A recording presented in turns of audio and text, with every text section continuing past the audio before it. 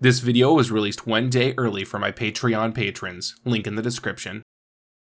Hello everybody and welcome to this episode of creating a horror game from scratch. First and foremost, when I opened up the project today, I had this really weird bug where I was getting 20 frames a second, not really sure what that was about. If yours does it as well, in order to solve it, I just disabled Nanite. However, now I'm getting this weird error up here where it's saying that Nanite's enabled, but it's having a problem because Nanite's disabled. So I'm not sure what that's about. But if you have the issue, that's what I did to solve it. However, today I actually have a present for you. We're actually going to be doing something a little bit different. Today we're going to be doing a lot of UI stuff, but more specifically, we're going to be doing like menus and the options menu.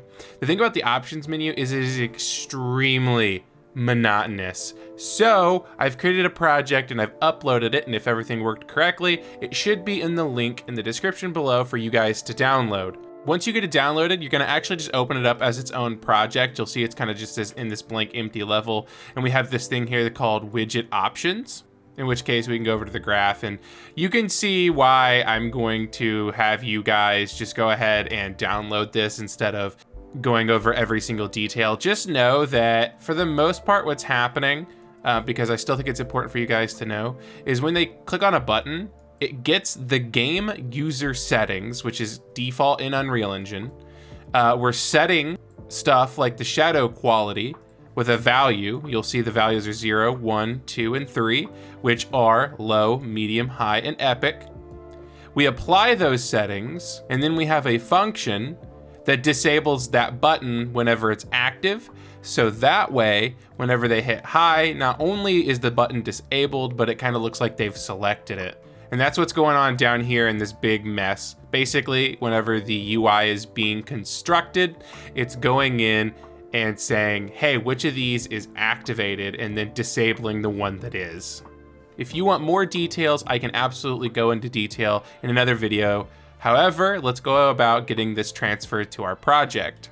So unfortunately, there's no clean way to do this that I've found. So within our security office, or whatever you want to call this project, I'm going to go ahead and right click, and we're going to create a widget, which should be down here in the user interface. Just a user widget. I'm going to name this widget with caps locks turned off. Widget underscore options menu, like that, and we're going to open it up. With the options menu opened up, we're going to go back to the other project with the options menu in it. And the first thing we need to do is go to the designer, grab everything over here. So click on the top thing, hold shift, click on the bottom thing. With everything selected, hit Control C. Then what we're going to do is we're going to move back to our game, and in the designer, we're going to hit Control V. That should move over all the buttons and layout of the options menu. If you don't like this setup, change it. It's very basic, but it'll get the job done.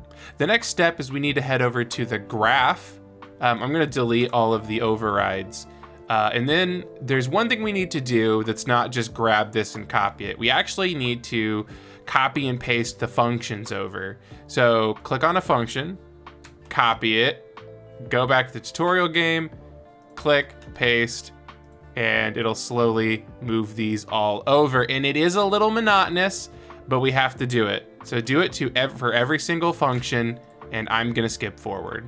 Once every single function has been copied over, now, well, the first thing I'm gonna do is I'm gonna close all the tabs that it opens whenever you send over a function, but then I'm going to head over to here. I'm gonna just go ahead and grab and drag and select all this stuff. Make sure you get all of it and copy it and go to the new thing, or go to our thing, go to the graph and hit paste. Hey guys, in the middle of editing the video, this next section where I tell you to add the functions, like it'll say like, hey, what do you want to do about these 3 things? Just don't do it. I'm going to tell you to do it, but past me is dumb. Don't do it. Watch how many errors he gets, and then he'll tell you how to fix it in case you do it, even though I'm warning you. But yeah, you'll see that there's a couple things here that are a little weird. So what we're gonna do is just hit create matching functions on all of these. Just hit create matching functions and hit confirm. And now we have almost the entire thing ready to go. Now watch what's gonna happen. We're gonna hit save and compile, and we should get a couple errors, which is perfectly fine. Now we need to go about fixing those errors. The first one right here is where it says get the parent ref. You see this? It's because we don't have that variable created yet.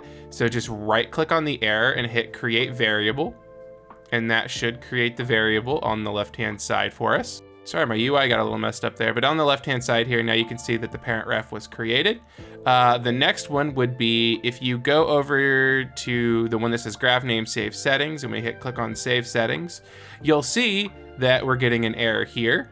With that fixed, go ahead and hit save and compile, and we'll take a look and see what else we got here. I see what went wrong here. Whenever I said to create the functions, I was actually a little confused why it was asking us to do that. So we need to delete the save settings here. Go ahead and just hit yes. It shouldn't cause any issues. That should solve that issue. Now we need to figure out why load settings is messed up.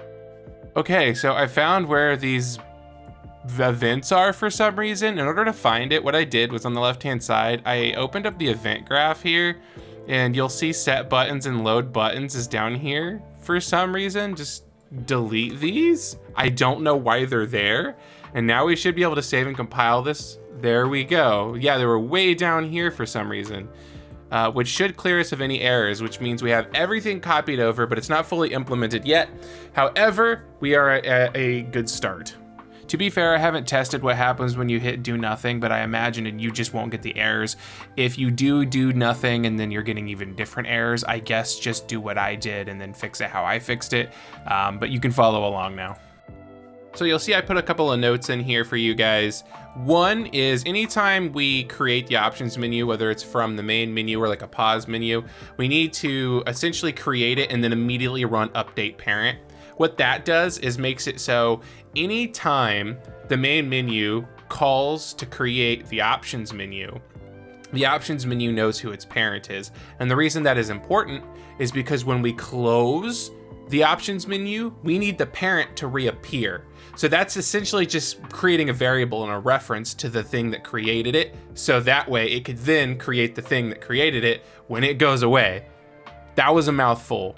And then the other thing we need to do is as soon as the game starts, so if we're on like the main menu or whatever ends up being your very first level, make sure we immediately run load settings, which means we will have to create the options widget. We don't have to put it on screen, but we need to create the widget and run the load settings. What this is going to do is it's going to look for the user settings that they have applied and immediately apply them again. So that way, if a user makes it windowed and then they exit the game, it's not then again full screen when they re-enter. Hope that makes sense. So this is a lot, I know, but don't worry, we were gonna go through this until it's good. So we have the widget set up. Now what I'm gonna do is we're going to need a save game system, a load game system, and basically the reason we need that is because, do you remember how I was explaining that we're getting the game user settings and then we're applying them and then saving them? Well, that's perfect and fine for anything that is by default in the user settings. The problem, if you look at our designers, you'll see that I included master audio and we'll probably include mouse sensitivity at some point. This is not in the game user settings, which means we're gonna have to set this up and we need to save it in a local file because it's not gonna be saved by the engine by default. So to create it, what we're gonna do is we're gonna head over to our blueprints. We're gonna go into our systems, and I actually already created it, but I'll delete it because, well, I'm not gonna delete it. You'll see why here in a second. But in order to get this, just right click, go to blueprint class, go to the bottom here. If it's not open, just open up all classes, type in the word save, and you'll see that there's one called save game. Click on that. I named mine my save game. You can name it whatever you want. Once you have it, let's go ahead and open it up. Essentially, this is just a blueprint that holds variables, a lot like the game instance. However, this is only the variables that need to be saved to a local disk. So that way, when they rerun the game, all of their stuff is saved, right? So as you can see, I have one variable here. You can just hit add. I named it master volume and I made it a float. Pretty simple stuff. Then what I'm gonna do is I'm gonna hit control space again, and I'm gonna head into the game instance. And this is something that I created, and we're gonna go through it together. I'm not gonna create it in real time because I needed to make sure it worked. So this is for saving the master volume. In your custom, or in your game instance, go ahead and right click, create a custom event, and we're gonna call it save master volume. Out of that, we need to look for does save game exist? And let's go ahead and explain what this node does for a second. So the slot name, you can actually create a variable if you want them to be able to have multiple saves. But in this case, since it's the master volume, and in my case, probably only need one save, I just went ahead and named it save game with the user index of 0. We're gonna have a branch because if the save game does not exist, we need to create save game object. The class will be my save game, so the thing we created. Out of the return value, promote it to a variable. I named mine the save game ref. Then what we do is we're gonna run an is valid and plug in the save game ref. So just in case something goes wrong, this is gonna stop any errors. It's just gonna say, hey, it's valid, we're good to go. Which by the way, the true also needs to be plugged into the is valid. It should look something like that. And this is valid will be plugged in. It actually should be already. I don't know why it's not. Let's get that plugged in. Anyway, sorry. So out of the is not valid, we are going to load game from slot, specifically save game. This needs to be the exact same name as the does save game exist. User index 0. But now what we're gonna do is we're going to cast to my save game. And then we are going to promote that to a variable. And as you can see, mine is still just save game ref. Out of save game ref, what you're gonna do is you're gonna get something called set, and you're gonna do set master volume, which if you remember in our save game is this variable here. And we're going to set that to a variable that you need to create actually on the left-hand side called master volume.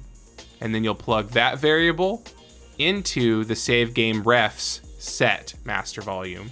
That was a mouthful, I'm aware. Also, I made one more mistake. This is valid. Should actually be plugged into the set here, like that. We'll raise this up just a little bit so it makes a little bit more sense. And it looks something like this when you're done.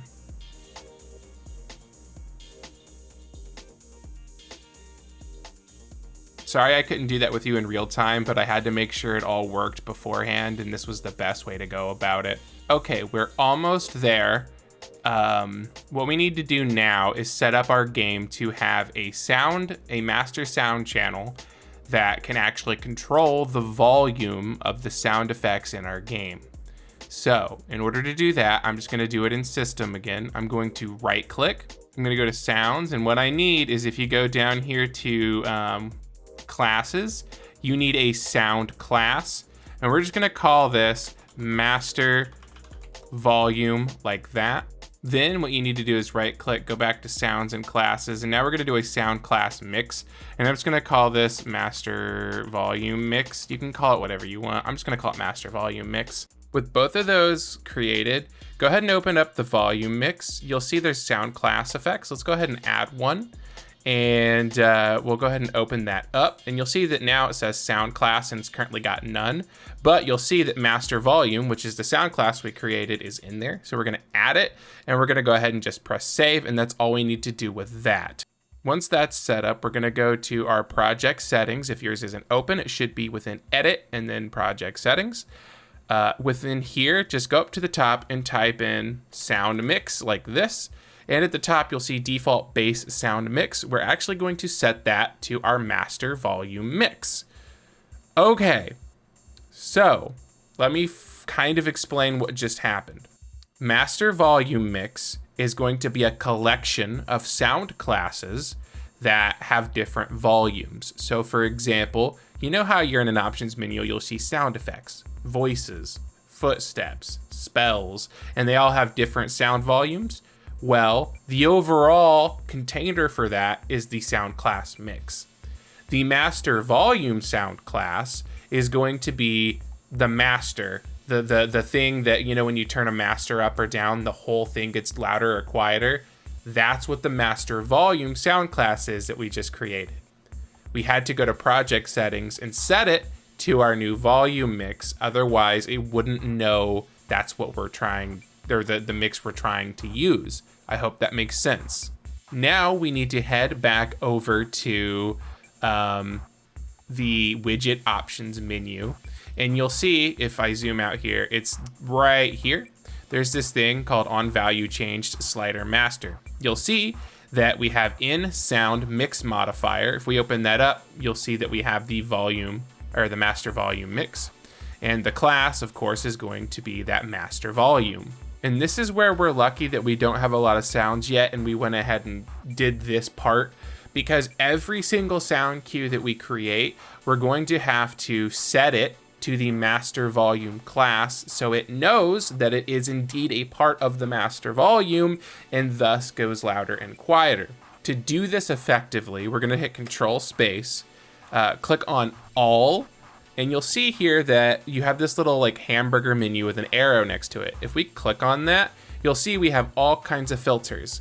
Well, luckily, if you look, we can go to Sounds, and if we go, there is our sound cues. If we click on this, it'll, one, on the left-hand side, give us something that we can easily access that button from now on. But two, here are all the sound cues, and I have so many more than you. Don't worry, these are not all the sound cues you guys are gonna have. This has like a bunch of imported music and stuff when I was working on another project. But essentially, I'm gonna have to go through here and get the ones that I actually need. Give me a second. Okay, since mine's so messed up, I'm just gonna do this another way. You guys can do it this way, but how I'm gonna do it is I'm just gonna go over to imported and go to free sound, and then yeah, it's basically just the banshee crying. So I kind of lucked out with that. But what we're gonna do is we're gonna open up that sound cue, and on the left-hand side, you'll see that it has a class. Right now it's set to voice, but that's only if we're using a very specific type of hierarchy. Don't worry about that. Let's change this to the master volume, and now it knows to go louder and quieter with that master volume slider. Now let's go ahead and create a very quick main menu level, so that way we can kind of access the options, make sure it's working, and finish a couple of steps. So let's go ahead and hit Control Space. I'm gonna go to Content. We're gonna go to our Blueprints folder. We're gonna go into Levels, and I'm gonna create a new level. I'm just gonna call this like O2 and just call it Main Menu. And I'm gonna open that bad boy up. If it wants you to save, just go ahead and save. You'll see that it's got nothing in it, which is perfect. We don't need anything in it right now. However, what we do need to do is go back to our Blueprints UI, and we're gonna create a new widget blueprint, user widget, and we're just gonna call this widget underscore main menu. And don't worry, we're gonna make this very quick and easy. At the top left under the palette, we're gonna type in canvas, drag it out. We need a vertical box. We're gonna put that vertical box down here at the bottom left, which means we need to change the anchors to the bottom left as well, which is over here on the right-hand side. I'm then going to make the size on the X something like 300, and then the Y like 900, because I kind of did the math in my head real quick. Actually, 900 might be a bit too large. Let's set that to like 450 and go from there. And it doesn't have to be perfect, as long as it's like relatively in a good spot. I like to keep my numbers nice and whole just to make it easier to calculate. With that set up, let's go over here and type in the word button. We are gonna add 3 buttons to our vertical box. I'm just gonna add one and then duplicate the other 2. The first button I'm gonna rename to be button underscore play. The second one I'm gonna rename to be button underscore options, and the third one I'm going to make button underscore quit. Grab all 3 buttons by clicking on the top one, holding shift and clicking on the bottom one. And on the right hand side, instead of auto, go ahead and click fill, and you'll see that we have 3 large buttons now. And to simply add space between them, we're gonna go to the top left here and type in the word spacer, drag that into the vertical box, and on the right-hand side under appearance where it says size, you've got a 1 and you've got another 1. Well, on the second one, which affects the Y, so the up and down, we're gonna set that to like 10, and we will drag that in between play and options. We're gonna duplicate it and drag the second one between options and quit. And now we have 3 buttons that have a little bit of space between them. Now we need to add some text to this. So go up to the top left, type in the word text, and you're gonna drag text to each of the buttons. Make sure you're placing them in the buttons. Go ahead and click on the top one and change the text box to the word play over here on the right-hand side. We're gonna make this one options. And of course, the bottom one is going to be quit. And since we're moving quick, this will be fine for now. Go ahead and hit save and compile. Then we need to move over to the graph. Let's delete everything on that graph. On the left-hand side, you'll see we have our 3 buttons. I'm going to right-click on, I'm just gonna left-click button underscore play. And on released, you can do on clicked. I prefer on released. It doesn't matter what you do.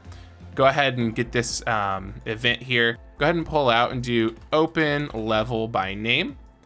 And what you're gonna do is just, if you look in your levels folder, whatever you named this level, like obviously mine's O1 security office, I'm just gonna go ahead and copy it and paste it so I know it's exactly how I have it, and then hit compile and save. So now whenever we click the play button, it will just open up the security office. Then what we're gonna do is do the quit button. So click on button underscore quit. I'm gonna click on unrelease. And it's actually quite simple. Pull out and type in the word quit and you'll see quit game. And there you go. Now you've got your play and your quit already set up. Very simple, save and compile. And now the one that's a little bit more difficult. On the button options, again, I'm gonna do on release. What we need to do here is go ahead and pull out and we need to create a widget. Specifically, what we're going to create here is going to be the widget options menu. And then out of the return value, we're gonna promote that to a variable. I'm gonna change the name of that variable to options ref like that. And now that we've got that variable created, I'm actually going to unplug this, move it over, and instead I'm gonna right click and get an is valid. We need the is valid that has the question mark. We're gonna pull that out and we're gonna plug in our options ref to the is valid. Pull this down. If it's not valid, we are going to create that menu and then of course set that variable. And then if it is valid, we are going to add to viewport. And we're gonna plug in both of them to the add to viewport like that. I hope this is making sense so far. However, if you remember, there's something we need to do. We need to pass the parent, which in this case is going to be the main menu, to the options menu. If you remember, that's something I said we needed to do. So out of the options menu here, we're gonna pull out and we're gonna type in the word parent, and then you'll see we have update parent. We're gonna get that plugged in. And the parent ref, actually what we're gonna do is pull out and just type in the word self because we are the thing that's creating the widget. And for now, that should be good. Save and compile. Actually, one last thing. After we update the parent, go ahead and pull out of the options ref one last time. And now what you're gonna do is type in load settings.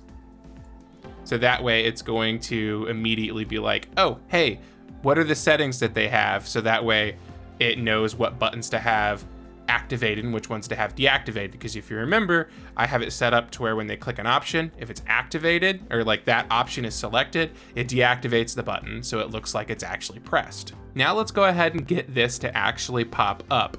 So what we need to do on the main menu is, specifically the level, is we need to open up the level blueprint. And I'm gonna delete event tick, but keep begin play. And then I'm gonna create a custom event called create widget. Actually, that's a terrible naming convention. Name it main menu init. That's much better. The reason you don't want to make it create widget is because that basically already has a meaning. So to then create a function called that would be not so good. But anyway, what we're going to do out of the main menu init is we are going to create a widget. Of course, we are going to be creating the main menu. We're going to be promoting that to a variable. I'm going to rename that variable main menu ref, like that. And of course, I'm then going to unplug it, right click, is valid, look for that question mark, and plug in the variable. Also, after I'm done setting this little bit up, I'll explain why we always do this is valid at the beginning. I don't think I've touched on that before. Out of the is not valid, we are going to create it. Out of this set here, we're just going to add to viewport, and of course plug in the is valid to that as well. Get these all nice and lined up, and now it should pop up. So the reason we run that is valid before we create widgets is because Unreal Engine will allow you to create a widget as many times as you want, even if they're not on screen, because as you can see, creating it and adding it to the viewport are two different steps, which means if you're in a situation where a player might be messing around or you just don't understand how you've coded it exactly, and it just keeps creating that widget over and over and over and over and over and over and over and over and over and over again, you basically have a memory leak, and what's going to happen is the RAM's going to be filled with the same widget 3,000 times. Of course, that's an exaggeration and a rare case where that might happen, but it's possible. So instead, you simply run an is valid, because if it's valid, we don't need to create it. We just need to add it to the viewport. If it's not valid, then we need to create it and make it the variable and move on. Okay, so let's see what we have working so far. Make sure this is all saved and compiled. Head over to the actual level and hit play. And we're falling. No! So I was a little bit silly. We have a couple things we need to fix before that's gonna work. I'm sure you got the errors as well. First off, the main menu in it needs to actually be on the event begin play. Otherwise, it's not going to be created at all. But two, you probably got an error about receiving none on the tooltip thing. Well, that's because we need to go to our content, first person, blueprints, first person character, and we need to look at basically why this is trying to run, even if the tooltip ref isn't created, because it shouldn't be running. I see. It's because no matter what, we need to run the initialized tooltip UI with how it's currently coded. So instead of going through and reworking systems, how about we just simply make this run on the main menu, because it shouldn't cause any issues. So essentially what I'm going to do to fix that is on the open level blueprint again, I'm going to create another custom event where we get the game instance ref. You guys have done this 3,000 times. You guys should definitely know how to do this by now. Cast to my game instance, with the object, of course, being get game instance. Of course, we're gonna pull out, promote it to variable, change it to game instance ref. I spelled mine wrong. Let's fix that. Game instance ref, just like that. Now I'm going to create a custom event, and we're just going to call it tooltip init, so it's the same naming convention as the main menu init. But we actually don't need to run all this code like the main menu. If you remember, we got the game instance ref because if we pull out of the game instance ref, we have initialized tooltip UI already in there. And I'm okay with the tooltip being in the game instance and the main menu being just on the main menu, because the tooltip might be needed on more levels, whereas the main menu is just the main menu. So that's kind of why their locations are a little bit different on where they're being made. So what I'm going to do now is I'm going to hit save and compile, and then let's head back over and hit play. And what I'm going to do, oh, you know what? We need to make it so the player has access to their mouse. Otherwise, we can't click on anything. So out of the on the main menu level blueprint, we're going to create another custom event, and we're just going to call it you know what? No. I have a good idea. I think main menu init is a good place to do this. So this main menu init, out of the add to viewport, we're going to drag out. We're going to type in set input, and then you should see set input mode UI only. The widget to focus, you can actually pull out of the set main menu ref and plug that into the widget that we're going to focus. And then out of the player controller, just pull out and hit get player controller. And then there's one last thing we have to do. Out of the player controller, drag out and type in set show mouse cursor. Plug that in, and we want that to be true. Hit save, compile, go to the main menu, hit play, and now we should be able to click on options. Okay, I figured out what was going on. Right here where it says add to viewport, it's not adding anything to viewport. We need to pull out of the set options ref and plug that into the viewport. And again, this is in the widget main menu where we're clicking on button options. It's right here, add to viewport. Make sure the set options ref is also plugged in to the add to viewport. Hit save and compile. Now when we hit play, we should be able to hit options. You'll see that these buttons in the back are still here, but we finally have access to our options. And now we can change them as needed, and it should be saving them just fine. The only thing that isn't plugged in, but we're gonna save for next time, is the master volume won't save right now. I know we created the save game, but we're never calling it. But this has gone on way longer than I thought it would. There's a lot of steps to this, and you can see why I wanted to create this and let you guys download it instead of going through the entire process of creating the options menu and then going through all these steps. But yeah, this is what we got so far. We're going to come back to this. I hope you guys are enjoying the series. Like, comment, subscribe, and I'll see you in the next episode.